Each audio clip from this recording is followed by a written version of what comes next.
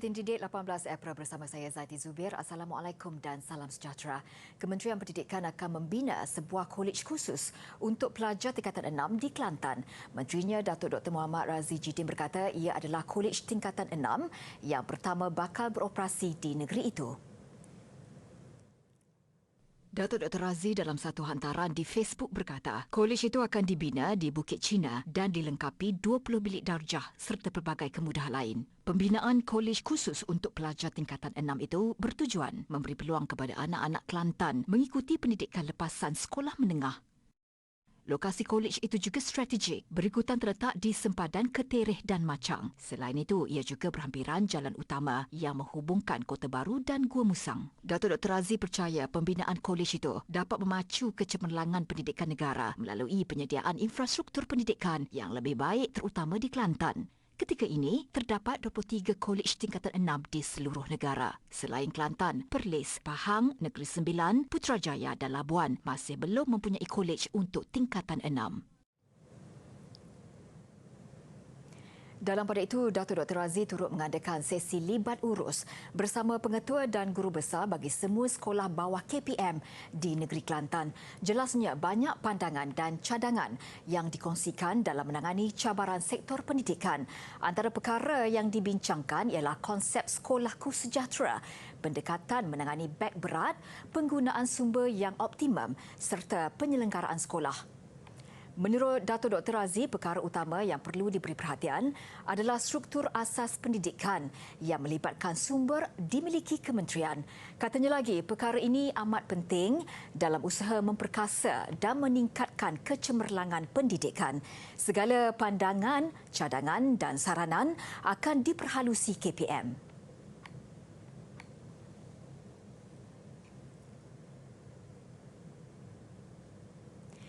7 murid sekolah menengah dalam negara berjaya merangkul 7 anugerah dalam pertandingan International Conference of Young Scientists tahun 2022. Pertandingan berpusat di Belgrade, Serbia itu berlangsung pada 7 hingga 13 April lalu dan diadakan secara dalam talian. International Conference of Young Scientists merupakan pertandingan berasaskan pembelajaran STEM. Pertandingan inovasi penyelidikan sains antarabangsa terbesar dunia ini mengumpulkan sebanyak 163 projek dan 218 peserta daripada 31 buah negara pada tahun ini. Bahagian sukan, kokurikulum dan kesenian, Kementerian Pendidikan Malaysia turut membiayai 3 penyertaan projek inovasi penyelidikan untuk dipertandingkan. Chow Yu dan Ishra Alagesen antara peserta negara dalam pertandingan itu. Melaluinya, pelajar didedahkan dengan pelbagai ilmu baharu sekaligus memberi nilai tambah dalam pembelajaran.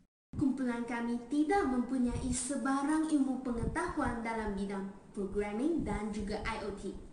Namun begitu, melalui guru nasihat kami iaitu Puan Kawati, kami telah menghadiri kelas dengan SYSCO iaitu sebuah pusat pendidikan berkaitan programming.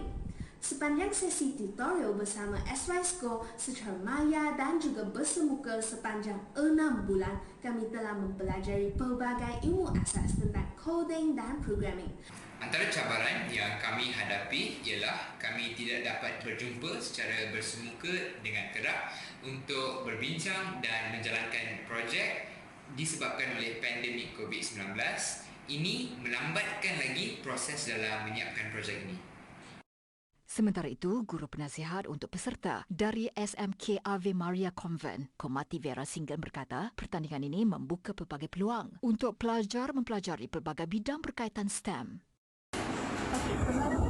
Dalam International Conference of Young Scientists ni, bukan pada tahun pertama, ini merupakan tahun kami yang kedua.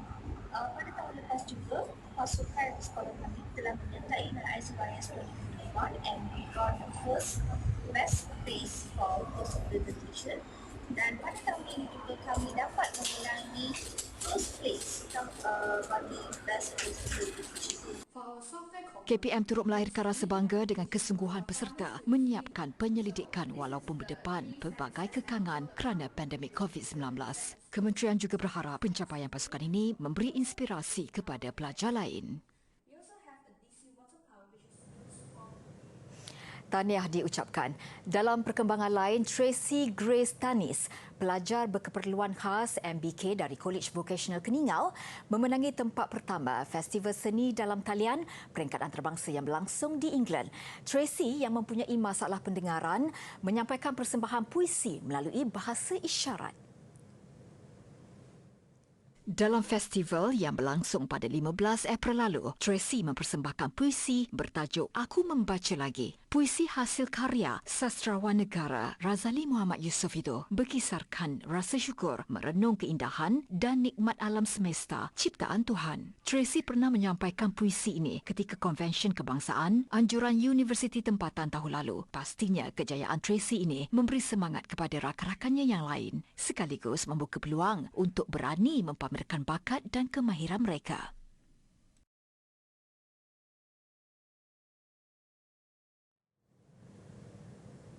...412,026 kanak-kanak berusia antara 5 hingga 11 tahun atau 11.6% daripada populasi sebenar mereka sudah melengkapkan vaksinasi mereka di bawah program imunisasi kanak-kanak COVID-19 kebangsaan PIKKIDS. 39.8% atau lebih 1.4 juta kanak-kanak pula telah menerima sekurang-kurangnya satu dos vaksin. Mengikut laman sesawang COVID Now, 92.4% atau lebih 2.8 juta remaja berusia 12 hingga 17 tahun telah lengkap vaksinasi. 95.7% atau lebih 2.9 juta individu daripada kumpulan umur itu pula sudah menerima sekurang-kurangnya satu dos vaksin. Bagi populasi dewasa pula, 67.9% atau 15.9 juta individu telah menerima suntikan dos penggalak. 97.6% atau lebih 22.9 juta individu daripada golongan itu telah lengkap vaksinasi. Manakala 98.8% atau lebih 23.2 juta individu telah menerima sekurang-kurangnya satu dos vaksin.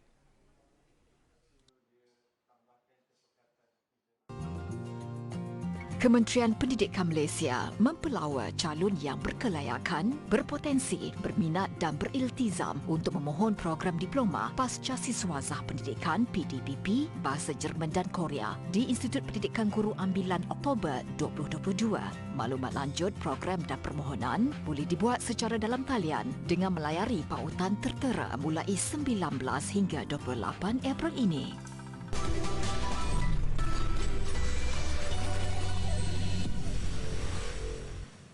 Bersua kembali, bermoreh di tepi pantai agak menarik terutama jika ada yang berkesempatan untuk bermoreh di Bazar Moreh Batu Buruk BMBB di Kuala Terengganu. Bazar Moreh Batu Buruk BMBB di Kuala Terengganu menjadi tumpuan hampir 2,000 pengunjung sejak 2 Ramadan lalu. BMBB mula dibuka seawal jam 5 petang hingga 3 pagi. Suasana santai dengan kedudukan lokasi berhampiran pantai menjadi pilihan pengunjung untuk bermoreh. Keadaan lebih ketara selepas jam 9 malam. Malah ada di antara mereka turut berkumpul sehingga jam-jam terakhir untuk bersahur. Boleh tengok suasana orang ramai, lepas tu ada basking kan. Lepas tu macam-macam lah. Kalau kedai makan tu, kalau lama amat dia tutup tau. Sini sampai pagi. Sahur pun boleh sini. Dapat jumpa dengan kawan-kawan, dapat spend time dengan family. Tapi kita tetap jaga SOP lah. Duduk sini pun jaga SOP, tetap jaga. Beberapa kemudahan asas turut disediakan bagi menarik pengunjung. Kalau nak datang ke tempat Bazar Moreh Batu Buruk ni, tak perlu bawa tikar, tak perlu bawa meja. Just datang dan terus boleh santai di sini kerana kita dah menyediakan meja dan kerusi lah. Dan kadang tikar untuk duduk kita boleh sediakan. Kita dah sediakan. Just datang ke Selekoh Primula Batu Buruk, Kuala Terengganu di Bazar Moreh Batu Buruk. Yang sedikit meletihkan apabila berlaku kesesakan trafik. Berbaju baharu di pagi Syawal pastinya memberi keceriaan dan kegembiraan kepada anak-anak. Namun ada antara mereka yang terpaksa melupakannya kerana tiada kemampuan. Bagi meraihkan Syawal kali ini, sebuah badan NGO menghulurkan bantuan kepada anak-anak asnaf di Port Dickson, Negeri Sembilan. 330 anak-anak asnaf di daerah Port Dickson ini disantuni oleh Rimpunan Kasih Linggih, sebuah badan NGO dari Linggih, Negeri Sembilan. Mereka menerima sumbangan sepasang baju baru bagi meraihkan Hari Raya yang bakal menjelma tidak lama lagi. Alhamdulillah, ini merupakan tahun yang ke-10 sebenarnya ya untuk program bantuan baju raya, dan alhamdulillah pada tahun ini bantuan ini dapat disalurkan kepada 7 buah sekolah di daerah PD. Sebelum ini difokuskan pada daerah Don Linggih. Pemilihan penerima yang layak dipilih guru-guru sekolah yang terlibat. Mereka turut membantu memilih pakaian yang bersesuaian untuk anak-anak asnaf. Wajah ceria jelas terpancar di wajah mereka. Hari ini saya rasa happy lah dapat beli baju raya. Harapan saya kalau tahun depan boleh ada lagi penyumbang. Saya datang sini untuk ambil baju raya. Saya rasa gembira, terharu, seronok sebab dapat baju raya. Saya dapat satu baju raya, sepasang baju raya. Sumbangan daripada Detris, daripada Linggih ya, untuk membantu mereka lah. Terutama sekali mereka yang berpendapatan rendah lah. Per kapita lebih kurang dalam 250 dan ke bawah. Ya, mereka ni merupakan mereka-mereka yang masih lagi memerlukan bantuan daripada luar, ya, terutama sekali kawasan Linggih yang terlibat dengan banjir pada hari itu. Ya, jadi pihak Detris sama-samalah membantu mereka untuk membeli baju raya. Sempena Ramadan ini, pelbagai program sukarelawan diadakan, tidak terkecuali membantu skuad kasih Fakulti Sains Sosial dan Kemanusiaan FSSK Universiti Kebangsaan Malaysia yang menyantuni 200 penduduk B40 sekitar Bangi, Selangor.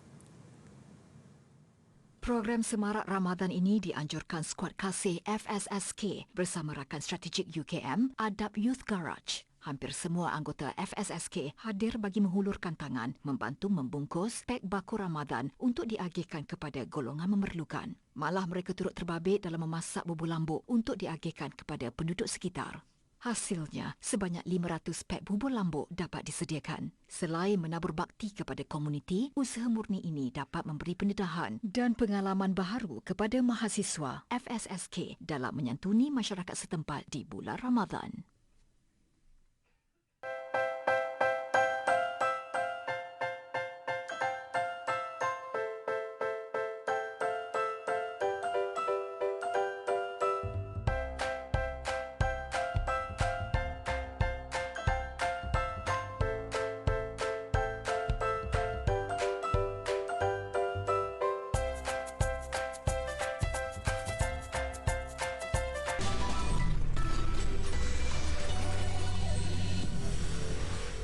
Bekalan darah khususnya dari kumpulan O dan B di Hospital Sultanah Aminah HSA Johor Bahru kini menghampiri paras kritikal. Pakar Perubatan Jabatan Perubatan Transfusi HSA, Dr. Nuraini Syam berkata stok bekalan darah dari kumpulan berkenaan berkurangan sejak awal Ramadan lalu.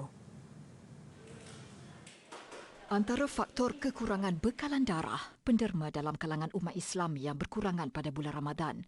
Sebelum ini, purata 2,800 beg darah diperolehi hasil derma darah daripada orang ramai setiap bulan. Namun pada bulan Ramadan, HSA kekurangan 1,000 beg darah.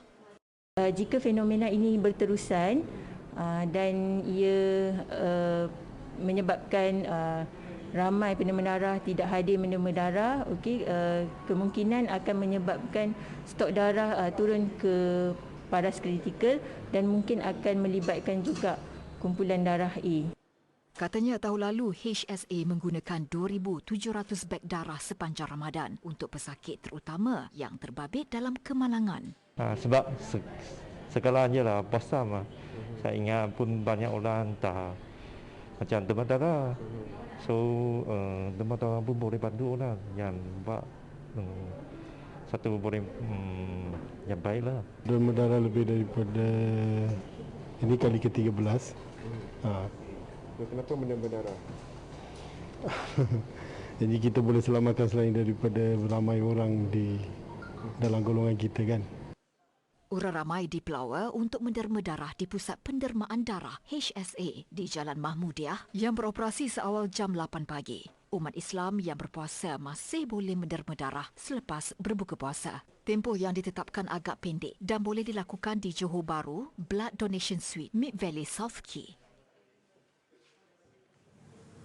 Filem Fantastic Beasts The Secret of Dumbledore mengumpul $43 juta pada tayangan hujung minggu pertama di Amerika Syarikat. Meskipun masih mendalui carta box office, kutipan untuk bahagian ketiga filem Fantastic Beasts dan 11 keseluruhan dalam franchise Wizarding World itu disifatkan sebagai sederhana. Secret of Dumbledore antaranya dibintangi oleh Eddie Redmayne, Jude Law dan Ezra Miller. Menurut pengkritik, jumlah $43 juta itu agak membimbangkan kerana Warner Brothers Pictures telah menghabiskan $200 juta untuk menerbitkan filem itu. Filem berkisar mengenai Albus Dumbledore mengarahkan Newt Scamander dan sekutunya dengan misi yang membawa mereka kepada tentera ahli sihir Gellert Grindelwald. Berdasarkan rekod, siri pertama dan kedua, filem Fantastic Beasts mencatat kutipan jauh lebih memberangsangkan pada lebih $70 dan $60 juta. Tamat konsert 4 hari di Las Vegas, Amerika Syarikat, BTS pantas mengumumkan projek seterusnya iaitu album baru mereka. We are bulletproof. Mendukung tema We Are Bulletproof, mereka berkongsi video pengumuman tersebut di akaun Twitter rasmi BTS. Album baru itu akan dilancarkan pada 10 Jun nanti, beberapa hari sebelum ulang tahun ke-9 penubuhan mereka. Peminat menjangkakan ia bakal menjadi album penuh ke-5 BTS, memandangkan album keempat mereka diterbitkan lebih 2 tahun lalu. We Are Bulletproof adalah salah satu lagu popular artis hype itu dan slogan yang sering dilaungkan mereka. Bahan pameran ini akan menerangkan salah satu konsep sains iaitu Bernoulli Principle. Dalam konsep ini, Bernoulli menyatakan bahawa jika terdapat benda lir iaitu sama ada air ataupun udara bergerak laju, ia akan menghasilkan rasa tekanan rendah pada bahagian tersebut. Dan kenapa bola tersebut terapung adalah kerana di bahagian bawah punya tekanan rendah, tetapi bahagian kiri dan kanan serta di bahagian atas bola tersebut akan membantu untuk memberi sokongan pada bola tersebut untuk kekal pada satu tempat seperti yang anda lihat dalam pameran yang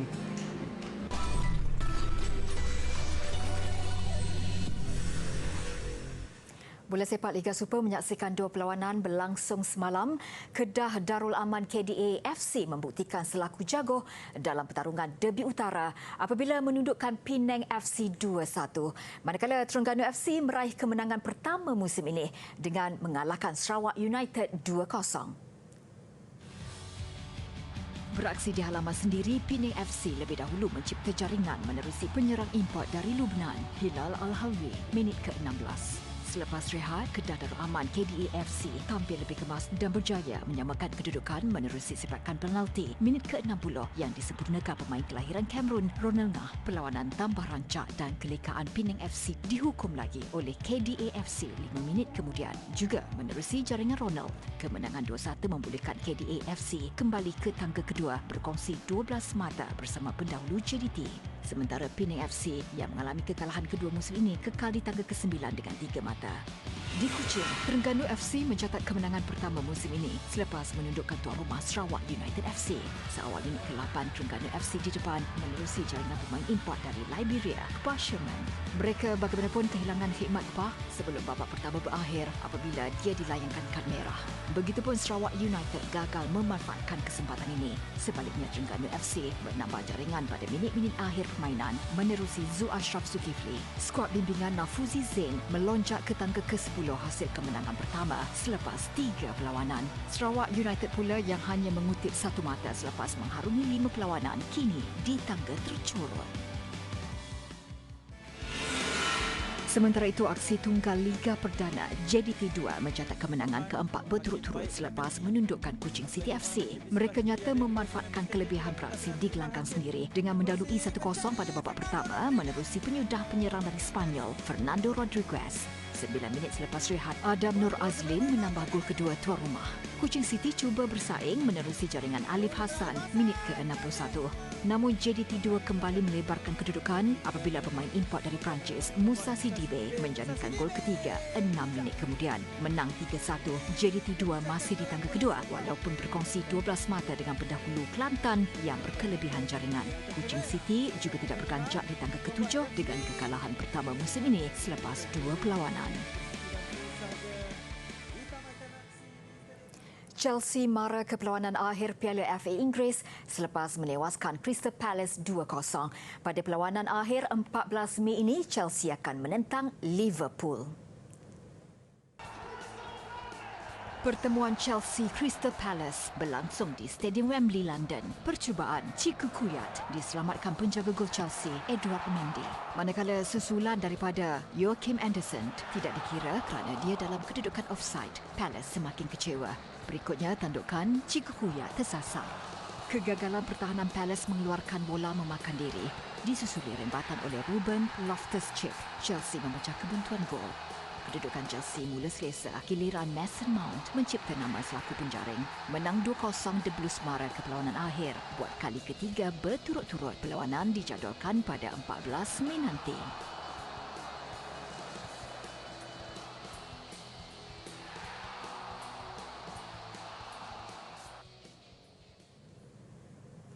Gelagat haiwan di sebuah zoo di Santiago, Chile menikmati coklat telur Easter mengakhiri buletin didik. Aktiviti mencari makanan itu dianggap membantu stimulasi haiwan dan menjadi tarikan kepada pengunjung. Dengan itu, saya Zaiti Zubair, salam hormat dan kita jumpa lagi.